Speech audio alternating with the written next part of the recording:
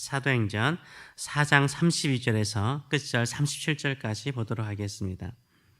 오늘 이 말씀을 가지고 나 중심에서 우리 중심으로, 나 중심에서 우리 중심으로 라는 제목으로 같이 은혜를 나누기로 원합니다. 우리 교회는 군중입니까? 우리 교회는 공동체입니까? 정류장에 버스를 기다리는 수많은 사람들이 있습니다. 우리는 이렇게 모인 사람들을 군중이라고 부릅니다. 공동체라고 부르지 않습니다. 군중은 자신의 버스가 오면은 미련 없이 뒤도 돌아보지 않고 그 버스를 탑니다. 옆 사람이 비를 맞든지 넘어져 다치든지 내가 기다리던 버스가 오게 되면은 곧바로 그 버스를 타는 경향이 강하죠. 교회는 군중이 아니라 믿음의 공동체입니다. 성령으로 거듭난 사람들이 모여서 공동체를 이루었습니다. 영적인 가족을 이루었습니다. 우리는 예수 그리스도의 피로 말미암아 한 가족이 되었습니다. 근데 많은 교회가요, 일주일에 한 번만 모여서 예배하는 것에 만족해서는 안 되는 거죠. 함께 모여서 말씀도 같이 나누고 서로 힘들고 어려운 이야기를 들으면 한 형제된 마음을 가지고 기도해주고 위로해주고 서로의 필요가 있으면 채워주려고 애쓰는 것, 이게 바로 군중이 아니라 교회의 모습인 것입니다. 우리 주님께서는 우리에게 어떤 혈연적인 가족뿐만 아니라 우리가 믿음으로 한 가족이 되었다라고 말씀하셨습니다. 그 끈은 끊을 수가 없습니다. 왜 그렇습니까? 혈연적인 가족은 이 땅에서 끝납니다. 그러나 이 땅에서 맺어진 교회의 공동체, 믿음의 공동체는 평생을 가는 뿐만 아니라 천국에서도 한 가족을 이루게 됩니다. 그래서 오늘 이 사도교회에 임했던 성령 충만한 교회는요, 바로 이렇게 영적인 한 가족을 이루고 있는 것을 보게 됩니다. 오늘 본문은 잘 아는 말씀인데 세 가지로 어떤 공동체를 이루었는가를 보기로 원합니다. 첫째는 나에게서 우리로 변화하는 공동체를 이루었다라고 말하고 있습니다. 32절의 말씀을 보게 되면 믿는 무리가, 믿지 않는 무리가 아닙니다. 예수 그리스도를 믿는 무리가 한 마음과 한 뜻이 되었다라고 말합니다. 한 마음, 뜻하는 것도 같은 마음이었답니다.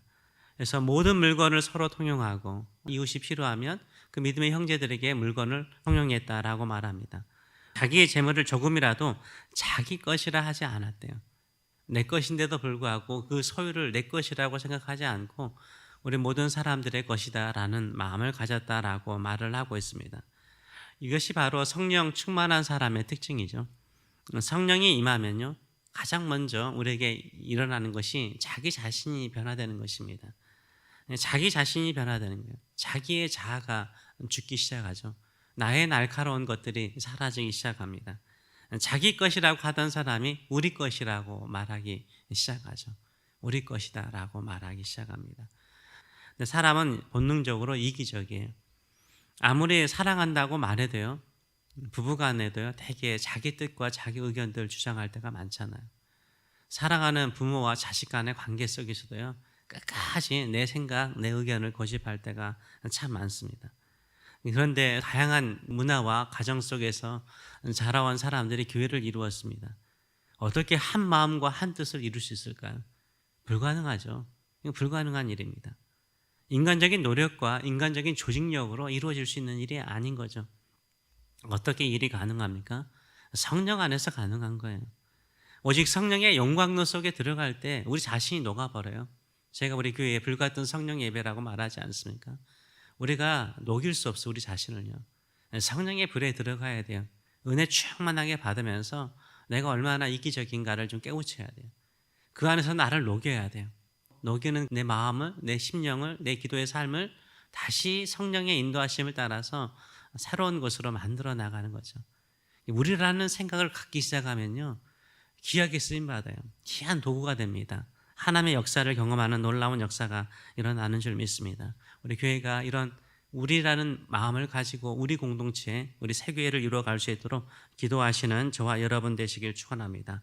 두 번째로는 사람들의 은혜를 받는 게 뭘까요? 마음의 감동이 아니라 예수 그리스도의 부활을 들을 때 은혜 받습니다. 부활은 뭡니까? 사망과 죽음에서 일어나셨잖아요. 사망의 죽음의 권세를 깨뜨렸잖아요. 인간들이 이길 수 없고 한 번도 경험하지 못한 사망과 죽음의 권세를 이기시고 부활하신 게 우리 주님이세요. 그 부활의 이름을 가지고 평생 안진뱅이였던 이 안진뱅이를요 나사렛 예수 그리스도의 이름으로 일으켜 세웠잖아요. 부활의 능력으로 일으켜 세웠잖아요. 이게 복음이죠. 오늘 본문 33절의 말씀을 보게 되면 사도들이 큰 권능으로 많은 이적을 행했죠. 큰 권능으로 주 예수의 부활을 증언하니 무리가 큰 은혜를 받았대요. 은혜 받은 게 뭐죠? 이 부활이죠. 부활. 저와 여러분의 인생을 주님께서 부활의 능력으로 회복시키실 뿐만 아니라 새롭게 하실 뿐만 아니라 귀하게 사용하여 주실 줄 믿습니다. 그래서 교회는요 이렇게 자선단체로 나눔도 되게 중요하지만 그게 본질적인 것은 아니에요. 가장 중심은 뭡니까? 말씀의 선포예요. 그 말씀에는 어디에 능력이 있고 어디에 은혜가 있습니까? 부활의 은혜가 있는 줄 믿습니다. 저와 여러분은 어느 길을 걸어가고 있습니까? 부활의 길을 걸어가고 있어요. 하나님께서 저와 여러분의 가정과 자녀들과 후손들을 통해서 능력 있게 쓰이기 위해서 우리를 살려내시는 줄 믿습니다. 이 봄을 보면서 우리 그런 거 많이 느끼잖아요. 계절만 바뀌어도요 대지가 바뀌어요. 온 대지가 살아나요. 꽃 피지 않았습니까? 아름답지 않아요? 자연도 하나님께서 이렇게 아름답게 만드시는데 우리 인생을 이렇게 아름답게 만들지 않을까요? 숨지 마세요. 담대하게 나가세요. 예수 그리스도의 부활의 능력으로 나의 마음을 새롭게 할 뿐만 아니라 내 육신도 나이가 들어서 끌려가듯이 질병이나 아픔에 끌려가는 그 길을 중단하고 예수 그리스도의 부활의 능력으로 다시 한번 생명력 넘치는 나의 삶이, 나의 몸이, 나의 꿈이 되게 하여 주시옵소서. 기도하시는 저와 여러분 되시길 축원합니다. 그래서 교회 안에는요 외쳐야 돼요. 예수만의 부활이 있습니다. 예수만의 생명이 있습니다. 예수만의 능력이 있습니다. 예수만의 축복이 있습니다. 예수만의 미래가 있습니다. 예수 그리스도의 부활의 능력으로 선포하고 서로를 위로하시는 저와 여러분 되시길 축원합니다. 세 번째로 성령 충만한 교회는요 이웃의 필요를 채워주는 공동체라고 말을 하고 있습니다. 34절과 35절의 말씀을 보게 되면 그 중에 가난한 사람이 없으니 이는 밭과 집이 있는 자는 팔아 그 판 것의 값을 가져다가 사도들의 발 앞에 두매 그들이 각 사람의 필요를 따라 나눠줌이라 라고 말을 하고 있어요. 우리는 이제 직장 생활, 이 일터에서 일하는 게 너무 익숙해요. 그래서 이 성경 본문을 그렇게 생각을 하시면 안 돼요. 여기에 모여있던 사람들은 15개 지역에서 흩어져서 유월절을 지키기 위해 모인 사람들이에요. 그렇기 때문에 이들이 몇 달치의 음식을 가지고 오죠. 또 여기에 있으면 하루 이틀 있다가 예루살렘에 있다가 가는 게 아니에요. 몇 달을 있다가 기도를 하고 서운한 거 있으면 또 그것을 위해서 기도하고 또 그러다 가는 거예요.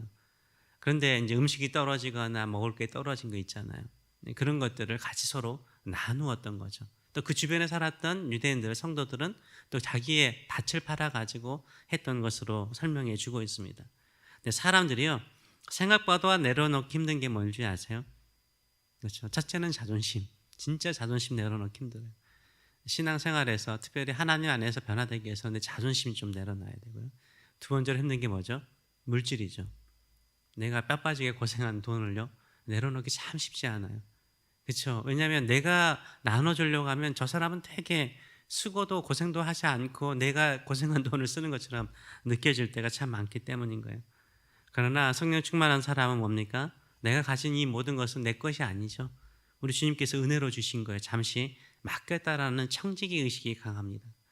주께서 필요하다고 말하면 기꺼이 드릴 수 있는 것이 성령 충만한 사람입니다. 오늘 본문을 보게 되면 대표적인 한 사람이 나옵니다. 바나바. 바나바 원래 이름은 요셉이에요. 요셉. 여기 성경에 요셉이라고 나와 있잖아요. 바나바라는 이름을 정해준 사람들이 있습니다. 누구죠? 사도들이요. 사도들이 그렇대요. 사도들이 일컬어 바나바라 했다라고 말하고 있어요. 바나바는 부모가 이웃들이 지어준 게 아니라 사도들이 바나바, 요셉이라는 이 사람을 보니까 이 사람이 잘 나누어줘요. 사람들을 잘 위로해줘. 그런 사람 있잖아요. 그 사람을 만나면 막 울고 있던 사람이 위로를 받아가지고 기쁨이 넘쳐. 믿음이 없던 사람이 그 사람만 만나면 그냥 믿음이 커져가지고 하나님을 향해서 열정적으로 살아가요. 바나바가 그랬다는 거예요. 그래서 바나바 이름의 뜻이 뭐냐면 위로의 아들이에요. 인커리지먼트. 위로를 너무 잘하는 거예요. 사람들에게 그냥 말로만 위로하는 것이 아니라 자기가 유산으로 받았던 밭을 팔아요. 나누어줘요. 실질적으로 행동하는 사람이었어요. 그러니까 사도들이 이 바나바라고 이름을 정해준 것이에요. 우리도 마찬가지죠. 위로라는 것이 단순하게 말의 위로는 아니더라고요. 시간도 투자해야 돼요. 그 사람과 같이 시간도 보내야 돼요. 똑같은 말을 계속해서 반복적으로 또 들어야 돼요. 필요한 거 있으면 또 채워줘야 돼요. 잘 먹여줘야 돼요. 이것을 바나바가 잘했습니다. 성령 충만한 교회는 어떤 교회입니까? 서로의 필요를 좀 채워주고 격려가 위로가 넘치는 교회인 줄 믿습니다. 우리 새교회가 이런 교회가 될 수 있도록 기도하시는 저와 여러분 되시길 축원합니다. 우리도 충분히 하고 있어요. 여러분들의 선신과 섬김을 제가 모르는 건 아닙니다. 근데 우리가 이 초대교회처럼 더 성령의 충만하여서 사랑이 넘치고 위로가 넘치고 권능이 넘치고 기적이 넘치고 하나님께서 쓰시는 공동체가 될 수 있도록 기도하시는 저와 여러분 되시길 축원합니다. 기도하겠습니다. 살아계신 하나님 아버지 은혜를 감사드립니다. 오늘도 우리는 주님 앞에 와 있습니다. 잠시 있다가 사라지는 것에 밀어두는 것이 아니라 영원한 생명의 열매를 위해서 살기를 원합니다. 영원한 생명의 열매를 얻는 우리의 신앙생활이 되기를 원합니다. 초대교회에 일어났던 이 아름다운 공동체의 모습, 서로 만나면 기쁘고 또 서로 보기를 사모하고 기도 제목을 기억하며 기도해주고 그 기도가 반드시 응답될 것을 진심 어리게 기도하고 또 서로를 위로하고 격려하며 약하고 부족한 것은 감추어주고 잘하고 성공하는 것은 함께 축복하며 더 잘 되도록 복을 빌어주는 우리 새교회가 될 수 있도록 축복하여 주시옵소서. 그리하여서 서로의 부족함을 서로가 채워주고 성령에 충만하여서 예수 그리스도의 부활의 능력으로 함께 일어나자. 예수님께서 살아나신 것처럼 우리 함께 믿음으로 살아납시다. 하나님의 능력을 받읍시다. 하나님의 축복을 받읍시다. 하나님의 계획이 머무는 인생을 같이 살아갑시다. 교회의 부흥을 일으킵시다. 수많은 생명을 살려냅시다. 이렇게 서로를 부활의 능력으로 격려하고 세워나가는 우리 새교회가 될 수 있도록 축복하여 주시옵소서. 감사드리며 예수님의 이름으로 기도하옵나이다. 아멘.